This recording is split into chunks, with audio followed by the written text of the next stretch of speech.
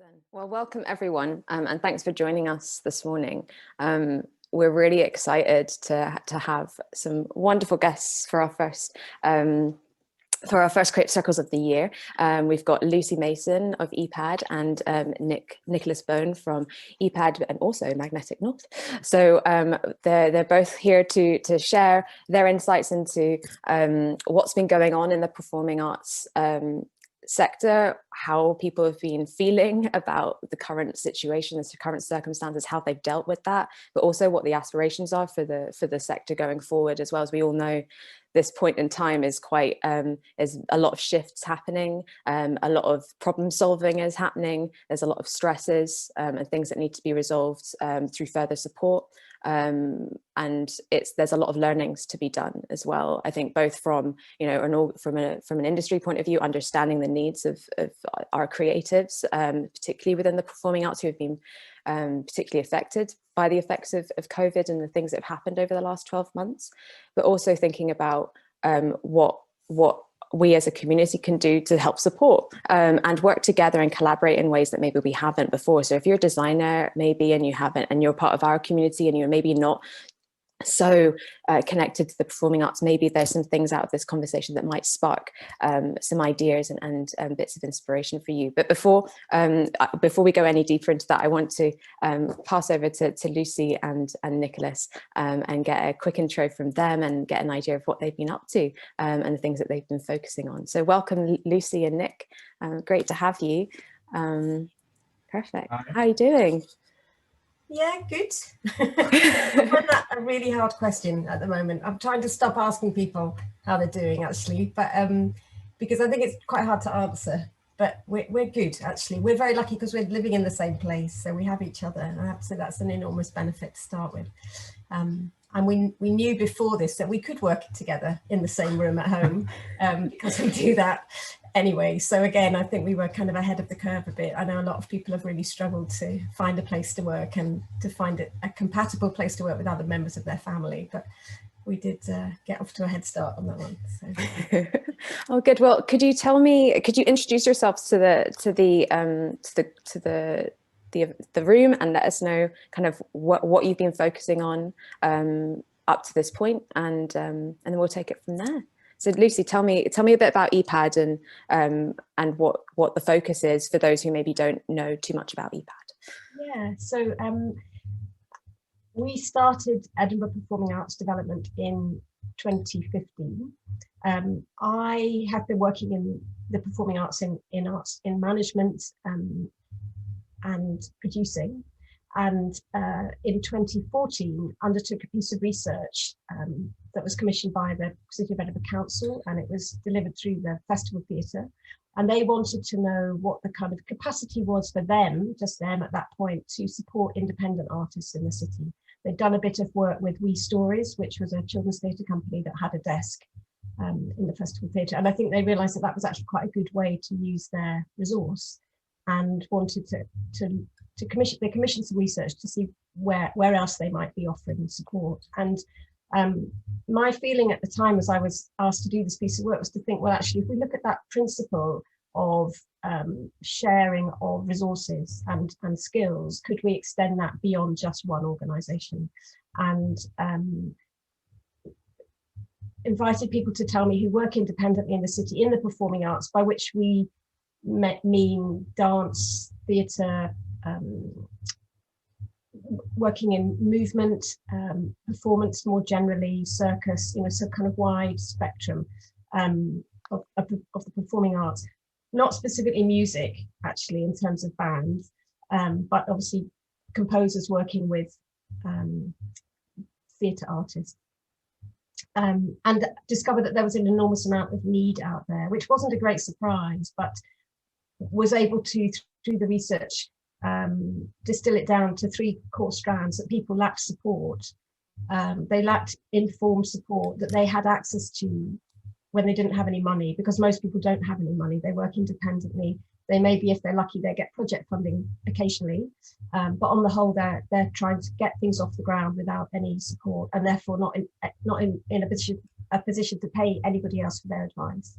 That they lacked networking, that they often didn't feel connected to other people working away in the same way in the city, that they felt they had a place or a space where they could come together and learn from each other, and that they lacked access to space. I mean, that's not specific to Edinburgh or the performing arts, but generally, I think the kind of indignity actually, particularly in Edinburgh, where for 1 month of the year, every space, like everything, is turned into a performance space.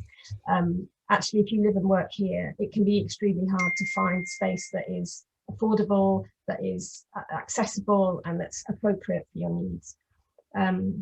So the research that I proposed was realizing that no one or two people could cover all of those bases, but that there was a possibility that with a concept that was predicated on there not being any more money, because I didn't expect the council was suddenly going to go, okay, here you go, it's like £500,000.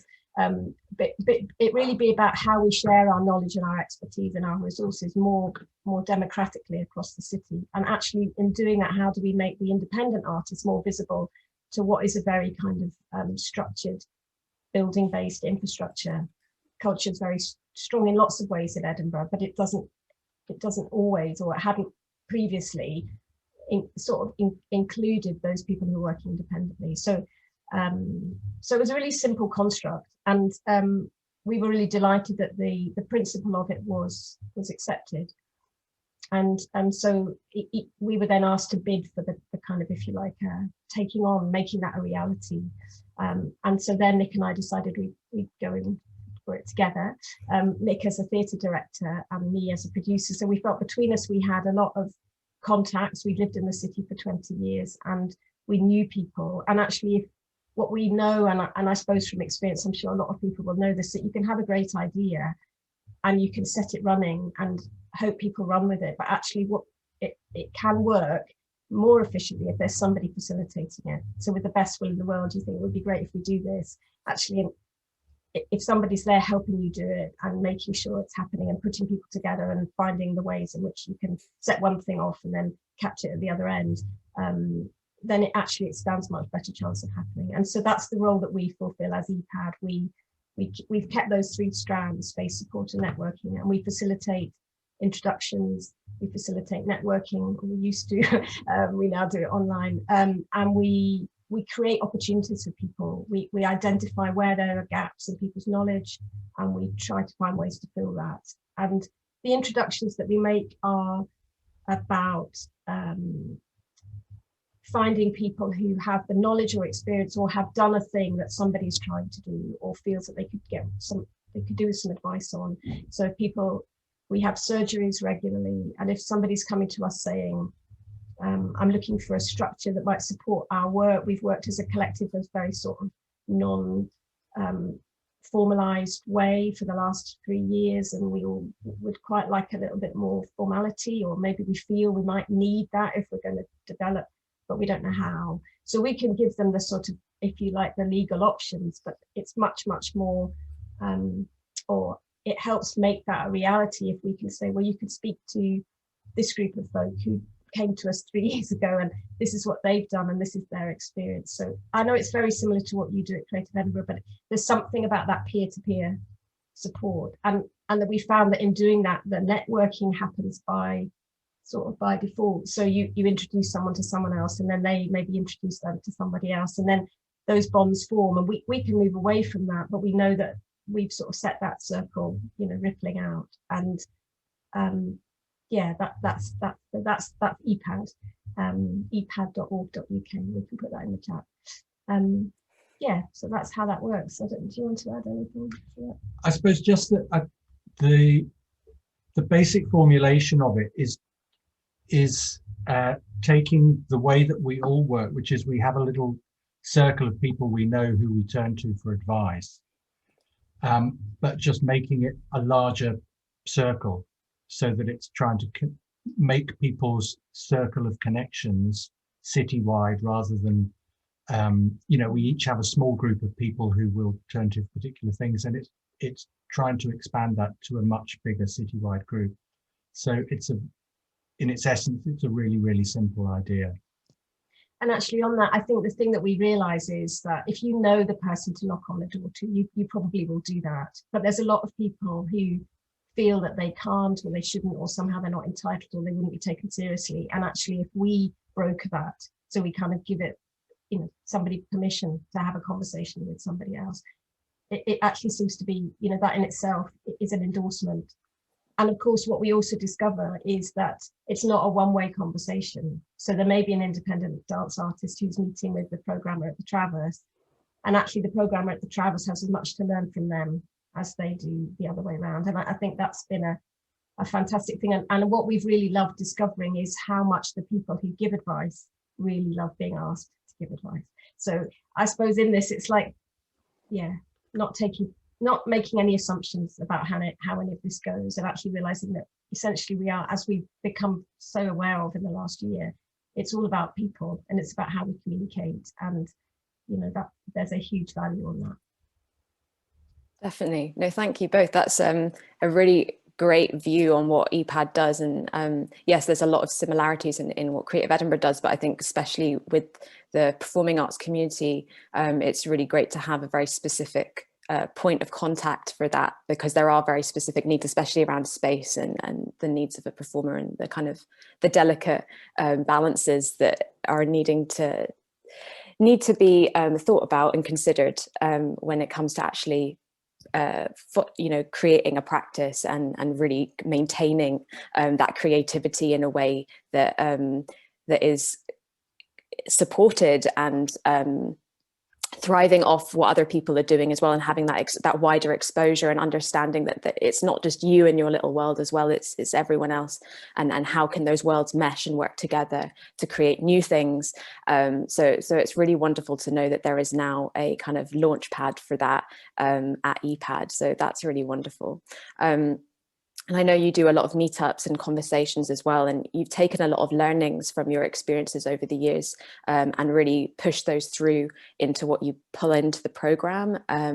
One of them, I'll just flag a tiny example, which we'll talk about at the end, but you know, we've recognized through COVID that the needs of the sector are huge, and the support is not being there as we'd like to see it. And so we've collaborated at Creative Edinburgh and EPAD have collaborated in initiating a fund, a practice support fund for small grants for freelancers or creative practitioners who are looking for funding to sustain their practice. And that I think we can both agree has felt like a really positive thing to have been able to do in such a tough time. And we know it's a small move in comparison to the scale of the issue, but I think that's one of the things that as an organization in the position that we're in the industry, to be able to understand where the needs are and target that support to those who we know need it. So that's been one example of, I guess, of the learnings that we've all taken through the last 12 months, let alone the last couple of years. So so that's a really nice thing to be able to do. What would you say is the thing that you've learnt the most through the work that you do at this point? I guess we've been through quite a turbulent year, and it will be difficult going forward as well. But what's the thing that you want to continue to bring through the work that you're doing at EPAD that you can kind of see in a future context, if we can see any future context in any real sense at the moment? I think that's also a question. It's quite a big question, but I guess what would be your focus? I mean, I suppose in terms of learning, I think the week that lockdown happened, we were meant to host a co-working day. One of the things we discovered very early on, I can't remember when we even started this, was realizing that for a lot of people who work on their own, they're just fed up with working on their own or having to sit in a cafe. I mean, obviously this is all in the previous world, you know, spending a lot of time sitting in a cafe, or just getting really cold at home, or being completely distracted at home and endlessly putting on the washing and all of that. And so we decided that we could just host a space where people could come and work together. And there was just something really simple about that. Come with your laptop.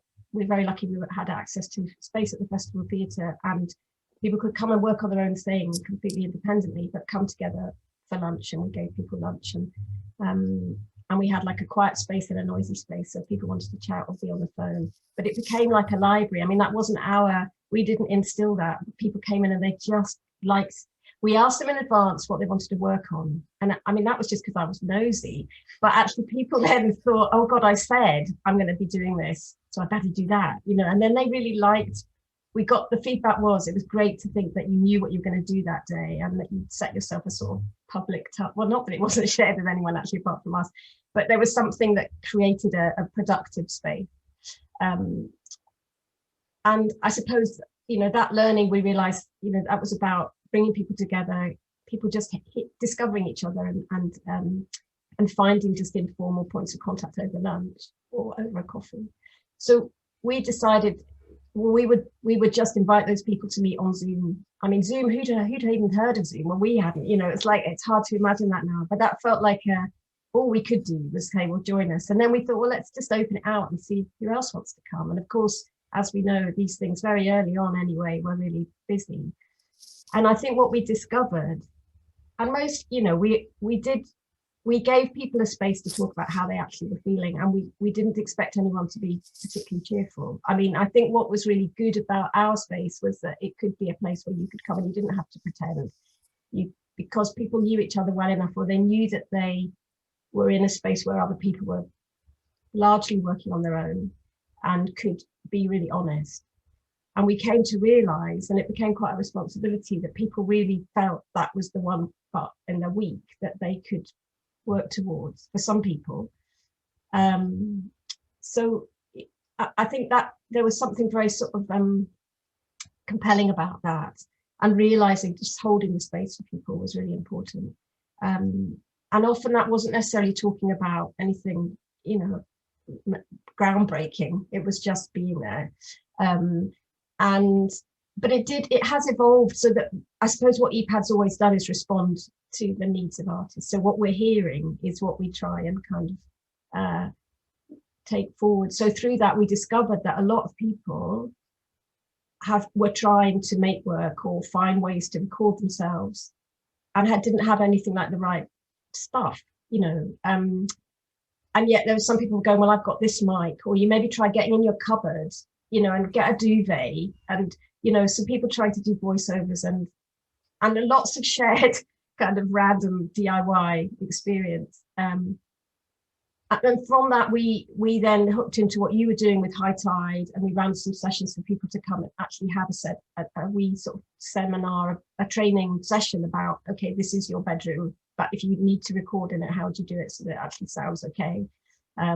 We ran some social media support sessions so people could really think about actually how do they promote themselves. And it's kind of carried on like that, really, just listening to what it is that's coming through, and realizing that actually promoting the work that people are doing was something else. So putting out a regular newsletter.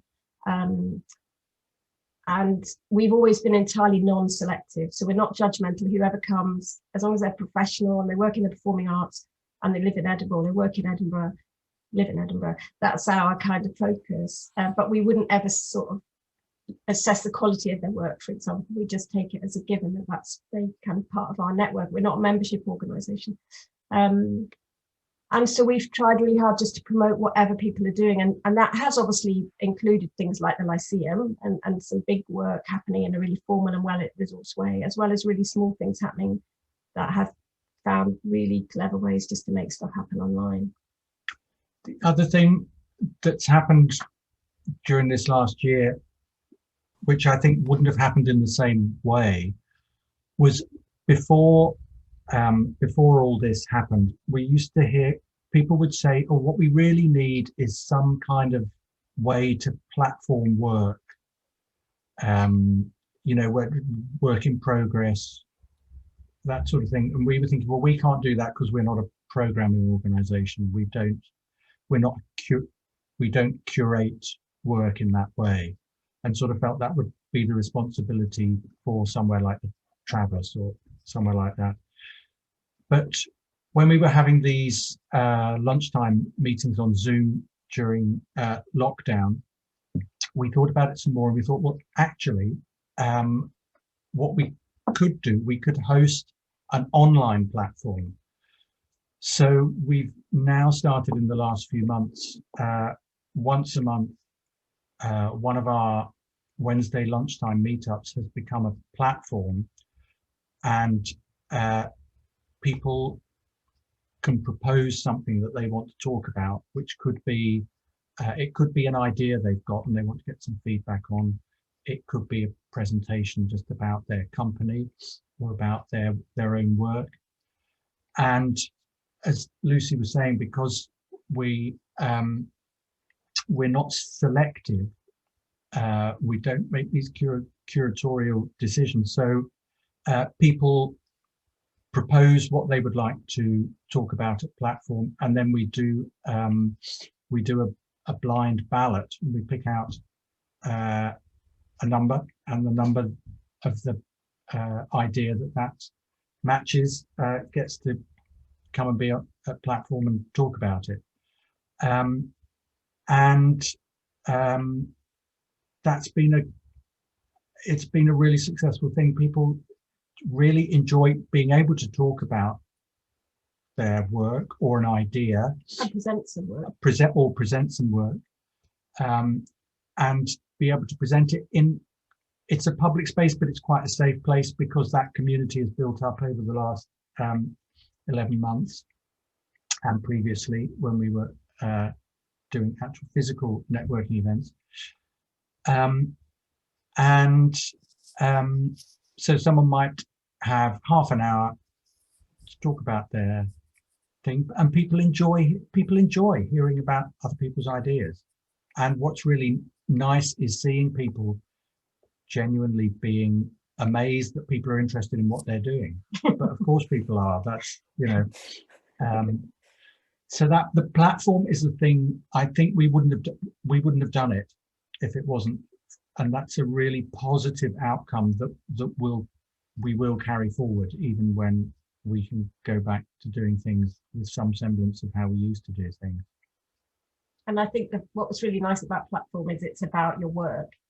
So, you know, and yeah, I think giving people that sort of, yeah, validating work, and that, you know, we really want to hear about your creative practice and your communities as well, and who you're working with. And I think that's, yeah, it just reminds us, you know, what we're here to do as artists and producers and makers and yeah, facilitators of creative work. It's really nice to actually have a focus on the work. And I think it's given confidence to people as well, that they feel that they're heard by their peers, and it gives them a place, and that they feel, yeah, part of it. And I think that's something really nice. And also, I suppose what's been brilliant for us is also it's extending our network and actually diversifying our network. And that's something we've been really, really keen to do. And it seems to be a way of achieving that. And we're really, you know, that's something we really consciously want to work on. And it's been a great way to support artists whose work we didn't know, and who a lot of people didn't know, and who have, you know, maybe felt that they could find a place with us. And that's lovely, actually. Yeah. One of the things we've always been very conscious of with EPAD is that although Edinburgh is a small city, it's a surprisingly badly connected city, that you often get these sort of, if you like, little discrete groups that operate with no knowledge of each other. And part of what EPAD tries to do is to connect up those discrete networks and groups. And platform actually has been a really interesting example of that. At the first or second platform event, I can't quite remember now, we had a company called Citadel, who are based down in Leith, and they've been around for a long time. They do a lot of work with people in the community and creating plays and performances. And when they came and talked about their work on platform, and that was introducing their work to lots of people who had no idea this work had been going on just down the road from them for years and years, and doing great work. So it's really nice to feel able to, I suppose, open up those connections as well. Yeah. And in terms of the future, I don't know, Anna, it's very hard. I mean, you know, people have been, you know, we are resilient, all of us, everyone in this room will be resilient. I think that's been really tested. I think there was a sense back in, I can't remember, March, April, May, there was a sort of hope, there was a sort of sense that this was all going to be actually in the end, it would be good for us and we would come out better and we would have found lots of solutions to things. And I think there was an optimism in a funny way about the reset. And I think that's still there, but I think we're all a bit more exhausted.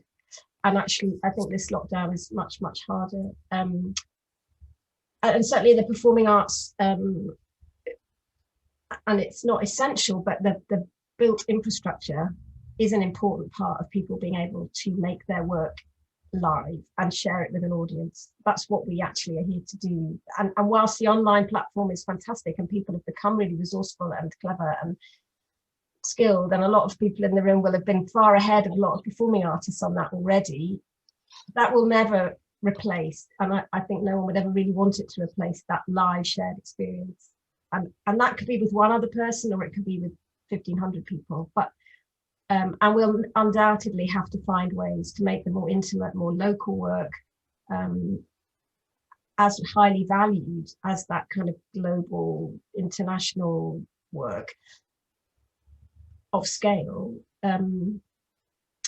But the reality is that in the current situation, a lot of venues are not planning. I was speaking to the Lyceum yesterday. If they could do their Christmas show, we would be in a really good place, but that's not anything that they're counting on. The first time they're probably thinking of programming will be next spring. And I think that is the reality. However prepared we are as a sector, people have been working, the guidelines that Scottish Government put out are very extensive, but you know, we're a very clever sector, very safe. People know how to make work safely. They know how to look after audiences. They know how to manage things. Health and safety is like a constant core requirement. So, but as long as the guidance is there that says the lockdown is in place, the measures require, you know, a small capacity of an audience of people congregating. Public health anxiety is like a big concern of the Scottish Government. We totally understand that, but there is a real challenges to actually bringing work into theatres and sharing it with audiences.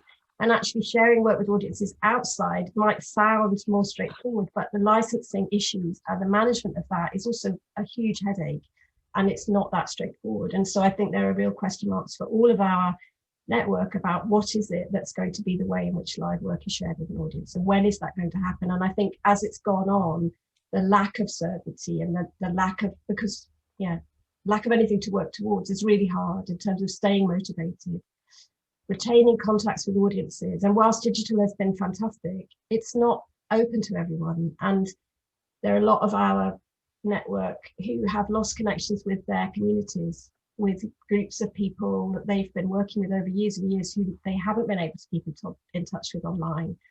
And that's heartbreaking. And it's knowing that those people, for whatever reason, have not had access and don't have access to a digital platform, makes it very difficult. That companies like Lyra and Craig Miller have been amazing. They've worked with kids in schools and in their local community, and they've been out delivering packs, and you know, they've been out there doing stuff because they haven't had a digital platform to share with their audiences. So, you know, people have found ways to overcome it where they know where people live and if they've been able to contact people, but that hasn't always worked either. So I think, you know, there's just keeping in mind that it's hard and it's not getting any easier. So the future, I think, is a bit of a tricky one, really.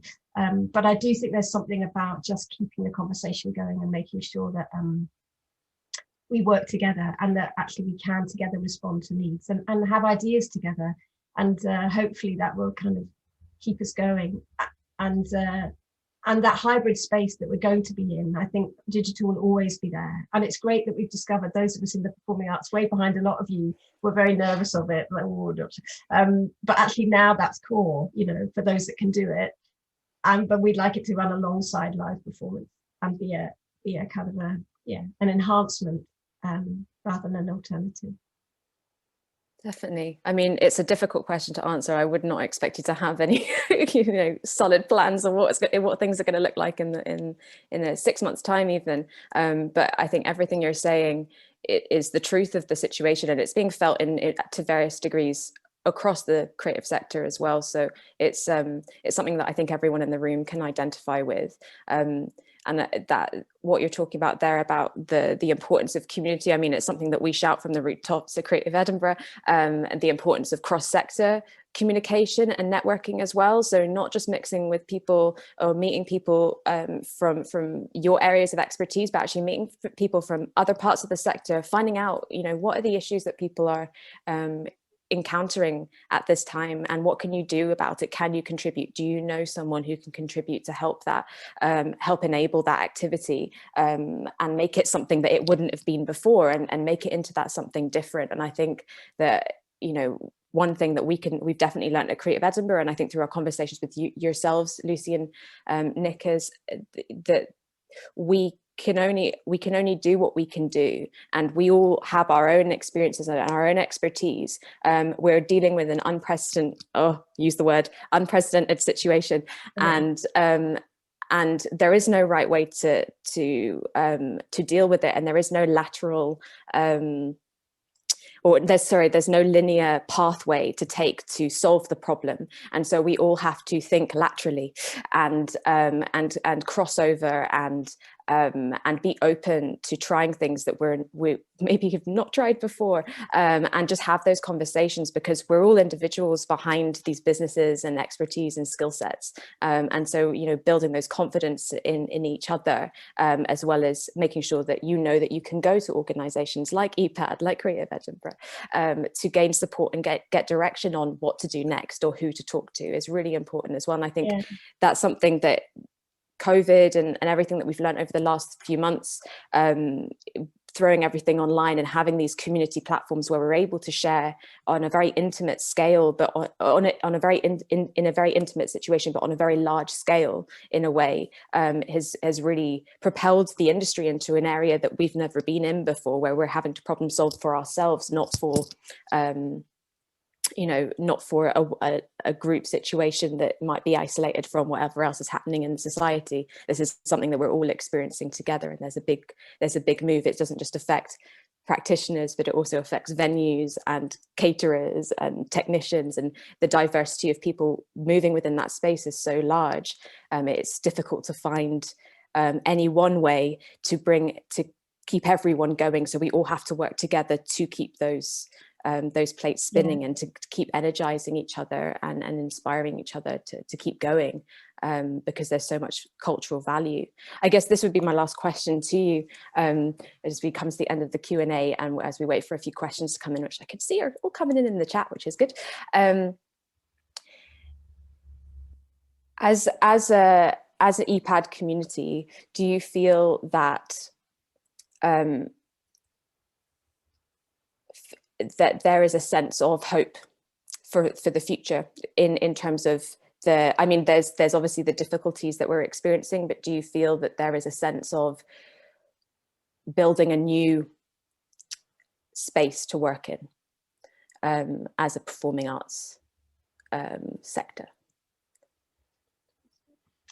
And I guess I'd position that in a cultural sense, not in a kind of like, what will theatres look like, because we obviously don't know. But I think, in terms of how we can disseminate our creativity in the performing arts to our culture as a whole. Do you think there is hope for that going forward? I think there is, because people will continue to make work. I suppose what's been interesting is, in some ways, the organizations that have struggled in the performing arts, in any case, have been big building-based organizations. Because if you've got a big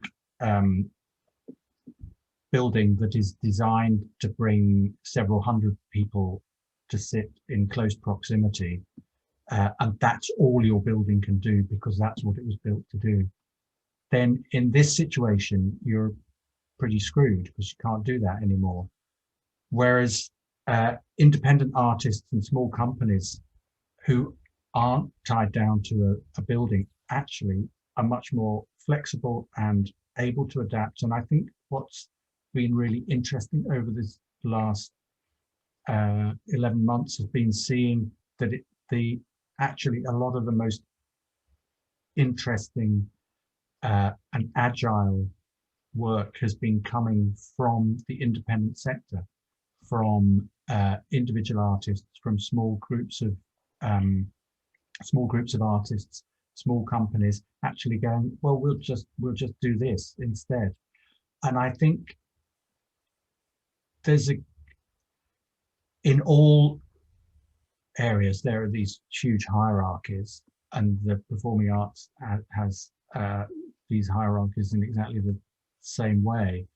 But I think what's been interesting is seeing the way that those hierarchies have fragmented a bit, in that independent artists have thought, well, actually, do you know what, I'll just do this myself, then I'll do it online, and it doesn't matter if it's from my bedroom or wherever, they find a way to do it. And I think that will carry on. There's a whole question about who pays for it and how is it paid for, because actually, if you're a professional, you need to find a way to make that pay for you. And I think there's a big question around that. But I think that idea that actually that sort of DIY mentality, which in some ways it's nothing new, for someone of my age, you instantly think back, it's a very punk thing, that idea that actually, oh, you just do it and you release the record yourself. But I think in the performing arts, there's been a definite shift towards people thinking, actually, maybe we don't need those big structures or to feel bound to them in some ways. And I think that will carry on. And I think some of the bigger institutions will struggle to find how they exist in the post-COVID world, because people have just got on and done it without them, which I think actually is a very positive thing. Brilliant. Yeah, I think we can all, that resonates, I think, with a lot of what people expect and can see happening in their from their personal experiences in different parts of the sector as well. So yeah, the physical stuff's going to be difficult to imagine, but the autonomy that creatives have and the flexibility. I like what you're saying there about trying. I think we talk a lot about startup mentality and that kind of, just try it, reiterate, learn from what you're doing, try again. And I think that is becoming more and more, especially with the pace that we're all working in. For some, at least, there's a lot of turnover, and it's quite a fast pace. I think it's important that people feel like they can follow something through from beginning to end and learn from it, and then do it again within their own restrictions, I guess, because we've all got these restrictions at the moment. So that's a really great thing that we have as a creative community, and I think it's something that we need to harness going forward, because it's something that many other parts of the industry don't have, and we're very fortunate to be able to do something about it and think alternatively about the structures that are currently in place. So it's great to hear that the performing arts community are doing that too. I know we've got a long way to go, and there's still a lot of confidence that needs to be instilled and maintained within the communities as well, which is why organisations such as EPAD and such as Creative Edinburgh exist, to connect and have those conversations and really keep everyone feeling able, because you are, and we're all here to help you carry on with what you're doing, because it's so important and we all need you. So yeah, I think that's where it fits within the wider cultural scene. Netflix wouldn't be around if it wasn't for the creative industries, so no one could be taking that for granted. Thank you both. We have some questions coming into the chat here. Kath, I wonder. Yep, I've got them ready. Oh, perfect.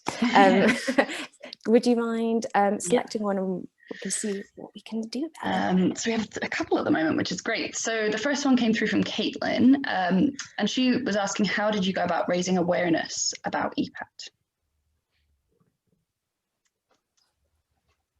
Well, at the very beginning, we met with as many people as we could. So we started with creating the kind of infrastructure that would provide support. So I suppose EPAD works because we know people. So we just entirely went through sort of meeting up with all the people in the different established organisations and companies and inviting them to become part of what we called a pool of expertise. So the people who would be available that we could call on were people to ask us for advice around certain things that we could say, okay, you could speak to blah, blah, blah. And so we just met a lot of people, I think. And so a lot of awareness was raised through that. And then and at the first event that we held at the City Arts Centre, we had, I can't remember, a lot of people who came, and we used that as a really sort of a starting point to really get people to think together about what they wanted for Edinburgh, what they shared about Edinburgh, where the challenges were, who they most wanted to meet. Yeah, just what their sort of aims were, I suppose, what they'd like the city to look like. If actually the aim of this really is to bring us together to create a more stable, connected, democratic, thriving performing arts sector. So actually bringing all those brains together, what were people's sort of thoughts about how that would look? So it was a very personal sort of approach. And then we put out through, I mean, I suppose the good thing about Edinburgh is that it also is the place where a lot of the national agencies sit, like Imaginate or Puppet Animation Scotland, people who do have already a wide network, dance-based. And we positioned those organisations to help us promote our first events, which were surgeries, which were basically come along and tell us what you could most do with at this point, and we will put you in touch. We will think about who it is from our database of people from the pool of expertise that we think could provide that support. So it was a kind of ripple effect, I suppose. We had very little money. We weren't like doing, but then any money we had, we were paying ourselves, and we were paying the people who were giving advice if they weren't already funded. So we've only just got a website, actually. I mean, you know, that probably shocking to a lot of you folk, but in a way, it was very much about personal connections, and it took us a while to get going in a much more public-facing way. But we now have about 600 people more on our mailing list. And it is very much word of mouth. And obviously we've got much better at all of the social media and actually promoting ourselves. And one of the very first things, actually, in fact, it was you that did a session, an open space before EPAD, actually, no, I can't remember the history. But anyway, there's a Facebook group that we set up called Edinburgh Performing Arts Network. Actually, we didn't set it up. Someone came along to the first open space event that I ran and said, you know, I've always thought there should be a performing arts Facebook group, and so they went away and set it up. And I think that's part of what EPAD does, which is it reminds people of things they've always meant to do but haven't got round to doing, and then they go and do them. So there is that ripple effect and the kind of bit by bit connection of you get in contact with one person who then connects you with another person. The slow, whatever the equivalent of the slow ripple, where these connections, or the slow web, gradually reaching out and connecting more people. But there is a question of how do we reach? There are still people we're not reaching. And we continue to think about that. If we knew the answer, we'd be doing it. But it's great when someone we don't know gets in touch with us and says, oh, well, I've been doing this here for 20 years. And I think, oh, great. Well, now we've found you, we can support each other. Platform has been great to ask people who it is that they'd like us to invite. So through that, people go, well, I just did this thing with that group. And so we're discovering people. And it is fantastic constantly to be introduced to people, as Nick said, who've been working away and we've never connected to. I mean, the other bit of promotion that we did and we did early on, which felt and continues to feel really important, is to the council. So the bits of money that we've had over the years, unfortunately, have come from when another project has fallen away. So we had bits of money from the Mellor. We had bits of money from Theatre Workshop. So slightly vulture, like not of our making, but that's how they found money from us. But very early on, Nick went and spoke to a council culture and sport committee to talk about the project. And actually, you know, it's actually being politically astute and making the councillors aware of all of us, you know, the fact that they very much in the performing arts think about the festivals. They think, tick, job done, we give money to this culture in Edinburgh because we support the festivals. Goodness knows what that's going to start looking like. But you know, back then the independents were very, very hidden, like really under the radar, very much a bit more so now. I think the pandemic has helped raise the awareness of freelancers, but you know, it was a real opportunity. Sarasa, who I think is in your network, we felt she could be a really good person to come and be in that meeting with the councillors to really kind of be an example of somebody who'd found us, we'd supported her. It had enabled her to get gigs at the Storytelling Centre, which then got her subsequent performing opportunities out with Scotland.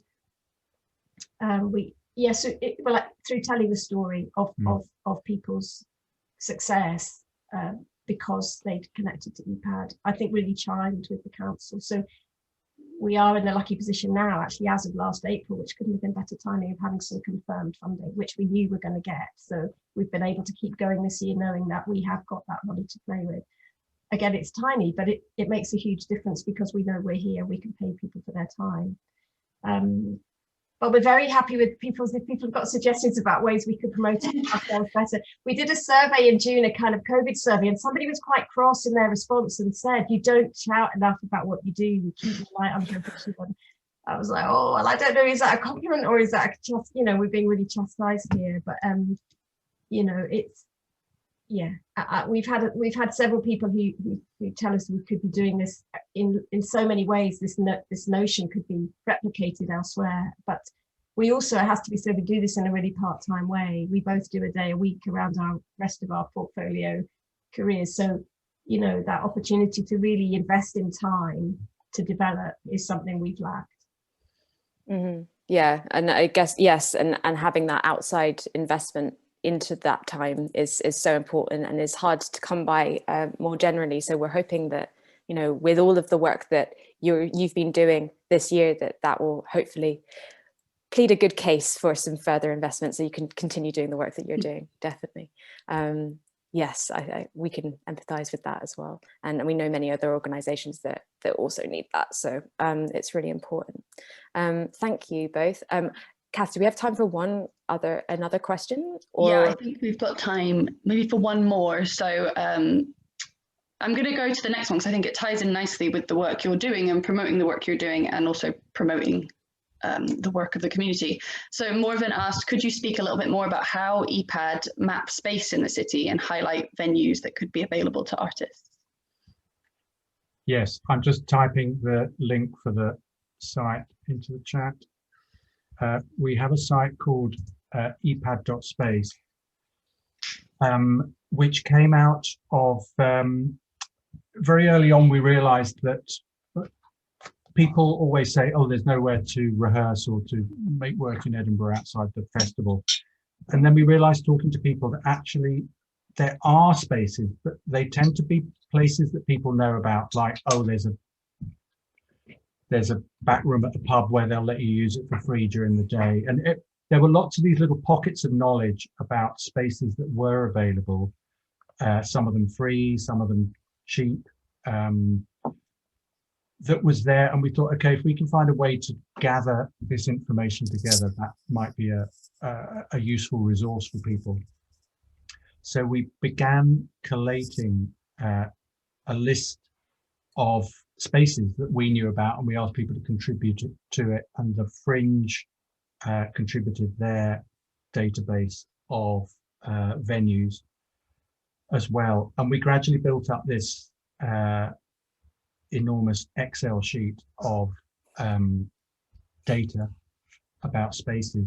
And then it happened to coincide with something that the council were wanting to do.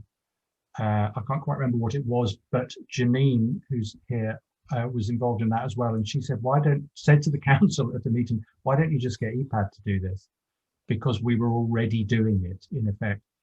So we got funding to turn this into a website. We worked with Kin, who are based at Codebase, to create a searchable database of, it has to be said, mostly performing arts related spaces. And we're always interested to hear about new spaces. So please let us know if you know of it. Go and have a look at it. Obviously, at the moment, there are lots of spaces that aren't open. And the site is being updated to reflect that, that there are spaces there that aren't available at the moment, but maybe will become more available. And you can search by lots of different parameters, such as its size, or the facilities that are there, or by how cheap or expensive it is, or whether it's available during the day or in the evening. There are lots of parameters you can search by. And but like all these things, it's only as good as the information that goes into it. So we encourage the people who are listed on it to keep revising their listing every year so that it's current information. And we're always looking for new spaces to put into it. So yeah, go and have a look and let us know if there's more stuff, more places we can put in there. It's interesting. We had a few people who get in touch and say, oh, I'm doing a piece of work about spaces. I was in discussion with someone earlier last year who was doing a piece of work about it, space in Glasgow, and had kind of found it and was fascinated to know how we'd gone about it. So I suppose these things are really simple, but they're really, really valuable. And I suppose it's providing that shortcut. It doesn't, you know, you can't book space on it, but it's like that way of fast forwarding your search. And it's not, yeah, it's not that hard to conceive of, but obviously it's much harder to then make it a reality. But I think it's been great, actually. I think that was also Janine's idea. Thank you, Janine. And it's been lovely to work with them, and we've been able to give them a bit more work just recently with updating it. And yeah, and I really hope it carries on and doesn't become a redundant thing, given that space is a hard thing to imagine us ever being in again. But a lot of the spaces are connected to buildings, you know, they're churches, or, you know, and I suppose we hope that they will come back at some point. And I suppose just as an example of one thing, there was a need for people, there was a company who needed accessible spaces. They could only, because of the people they work with, they had to have wheelchair accessible places that taxis could get to quite easily. So accessibility became one of the key search items. And so again, it's very much about listening to what people want and reacting to that and building it in to what we do. And actually what was really lovely last autumn was connecting to some spaces, Festival Theatre, particularly Scottish Storytelling Centre, North Edinburgh Arts, and asking if people were using their space and whether or not we could invite our network to work in the spaces if somebody else was already, if the building was open. So if they were already open for rehearsals or something that somebody was paying for, could somebody from our network just go in and work for free to be reminded again of their creative practice, just be able to do what they do with a bit more space than doing it in the kitchen. And it was lovely. It was short-lived, but it was a really nice way to kind of remind people that spaces continues to be a resource that we can facilitate for people. Definitely. And I know even outside of the performing arts communities that I've recommended the Spaces website to many people who have found it really useful, just to have, you know where to find, again, this collation of information that has just not been done yet. And like you say, it can be an idea, but to do something about it is something very different. So yeah, thank you. And thanks for Janine and all the input. It's a collaborative effort from people from across the sector, and it shows that it's possible to work in that way. So I think it's about continuing that on and making sure that we expand upon that and build upon that together. But it's a fantastic resource. If you haven't checked it out, please, folks, check it out. There's some incredible spaces in there that I didn't even know were around, and I think many people will be surprised are available for use. So definitely have a little look.